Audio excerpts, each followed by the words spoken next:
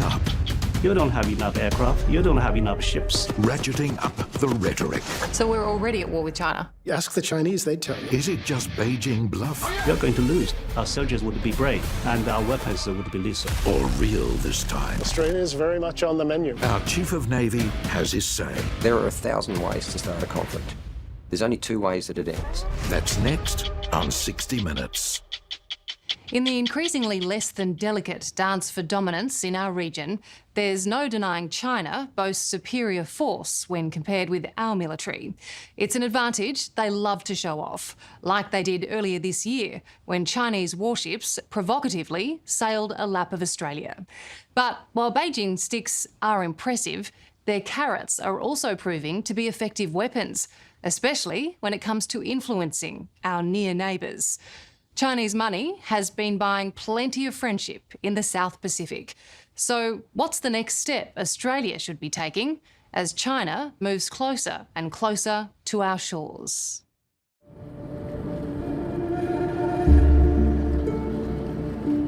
It's dawn off the coast of Western Australia. In the early sun, these waters are vast and peaceful, for now. But we're about to find out just how perilous our ocean border has become. As we join the crew of the mighty Australian warship HMAS Hobart on a submarine hunting exercise.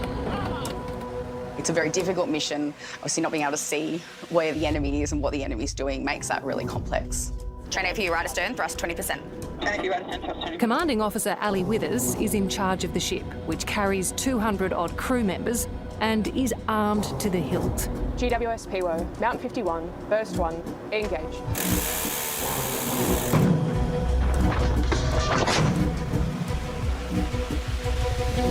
So we're an air warfare destroyer, so our main armament on board is our surface-to-air missile systems. So we've got a 48-cell vertical launch system with Standard Missile 2 on board.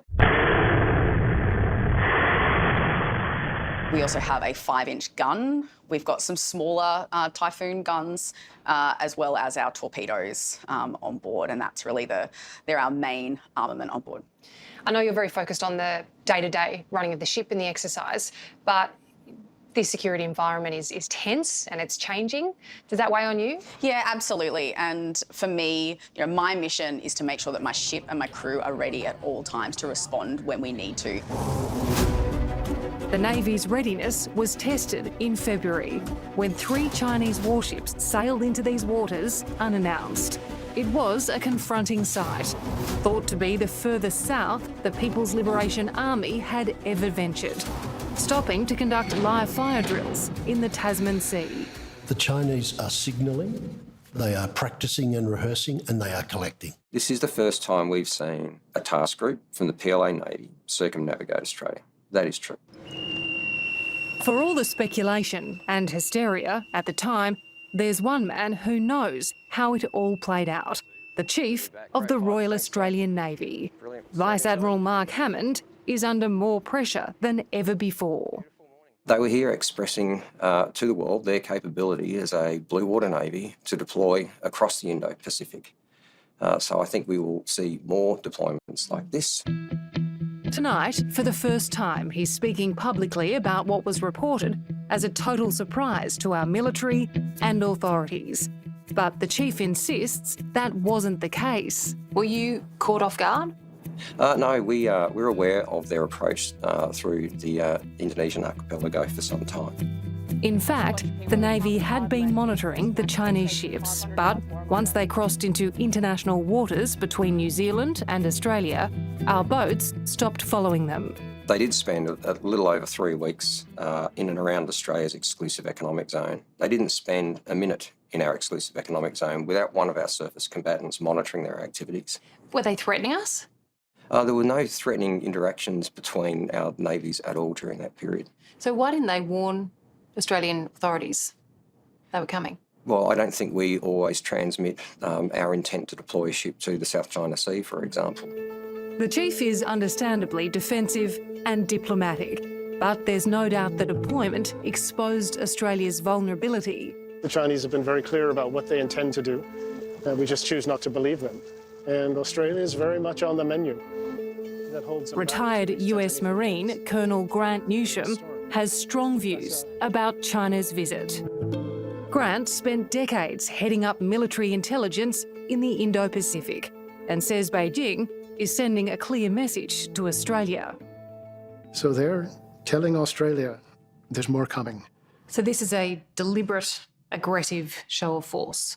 Yes, this is a very well thought out, well planned move with consideration of the political effects. While sailing around Australia, the Chinese ships held live fire drills in international waters in the Tasman Sea. And that's where it got really humiliating for authorities. The only way you knew about this was because a Virgin pilot heard about it and called in. Correct. We had already ceased shadowing at that point because they were more than 100 miles outside of our exclusive economic zone, well and truly into international waters. And navies generally don't follow other navies around in international waters. It's clear the incident has put our defence forces on high alert. But for Grant Newsham, it's too little, too late. And the Chinese conception of war is very different than ours. We look at it as a 100-meter race where you go up to the line and you shake loose and then someone shoots the gun off and then the race has begun. So we don't see ourselves at war, the Chinese do. And to them, the shooting part is the last step. But the rest of it is this political warfare, the economic warfare, the elite capture, the propaganda, the psychological warfare. So we're already at war with China? Very much. Ask the Chinese, they'd tell you. If he's right, it's clearly a very different type of battle. And make no mistake, Australia's flanks are exposed. As you'll see, China has already dug in. The West dropped the ball, and China picks up the loose ball.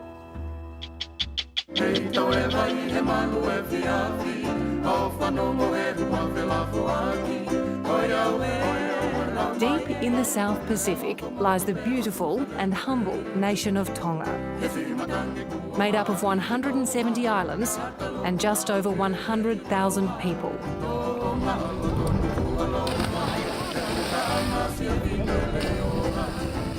With its coconut palm-lined beaches and warm hospitality, Tonga is known as the Friendly Islands.